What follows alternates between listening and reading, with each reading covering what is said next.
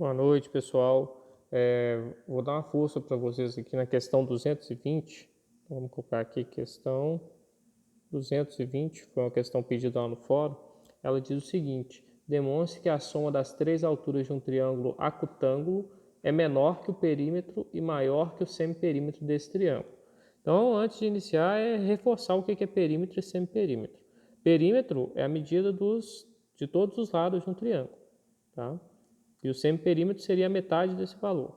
Então, para provar isso, a gente vai começar de um triângulo, não é um triângulo qualquer, é um triângulo acutângulo, ou seja, todos os ângulos medem menos de 90 graus. Então, digamos aqui que temos um triângulo acutângulo ABC. Então, nós vamos traçar as três alturas dele.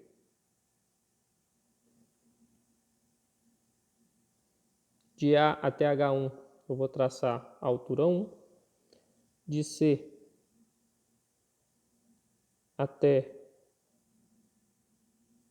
H2, eu vou traçar a altura 2. E de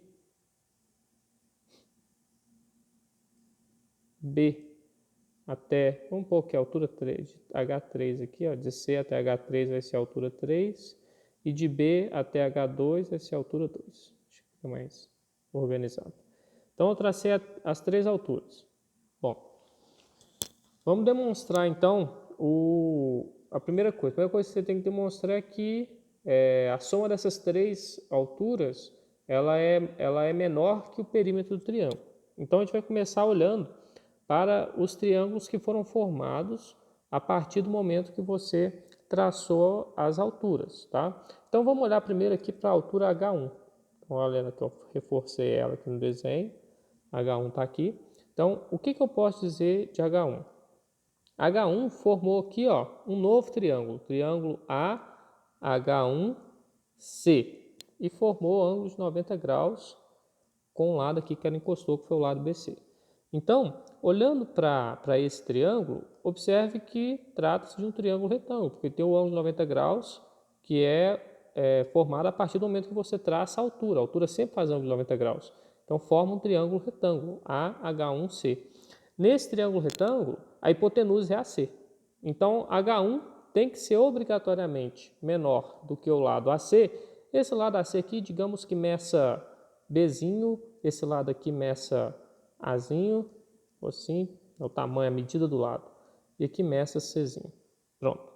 Então, o tamanho B, que é a medida do lado AC, é obrigatoriamente maior do que a medida da altura H1. Por quê? Porque AC, né, ou seja, B é hipotenusa e H1 é cateto. E a gente sabe que em um triângulo retângulo a hipotenusa é sempre maior do que os catetos. Então, H1 tem que ser obrigatoriamente menor do que B.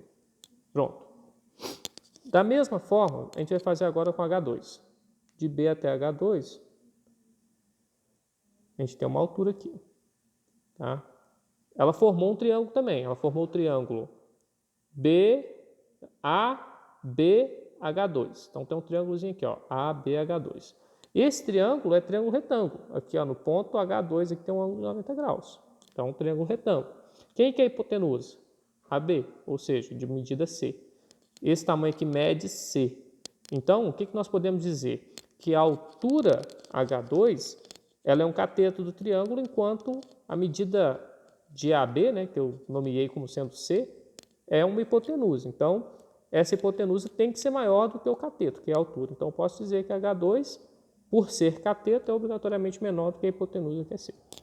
E a mesma coisa agora eu faço aqui com H3. H3, pelos mesmos argumentos, H3 aqui forma um triângulozinho retângulo aqui também, H3 é cateto e o lado, eu vou olhar para o triângulo de baixo, desculpa, quando eu traço H3, eu olho aqui para o triângulo BCH3. Então, o ângulo aqui de 90 graus existe, da mesma maneira que nos outros casos, trata-se de um triângulo retângulo, ou seja, o lado BC, que eu denominei por A, é hipotenusa, enquanto H3 é cateto. Então, H3 tem que ser menor do que A. Fazendo uma soma dessas desigualdades aqui, H1 mais H2 mais H3 tem que ser menor do que A mais B mais C. Porém, A mais B mais C é igual ao perímetro, que eu chamo de 2P. Ou seja, a soma das três alturas tem que ser menor do que o perímetro. Isso é o que a gente queria demonstrar de primeira mão.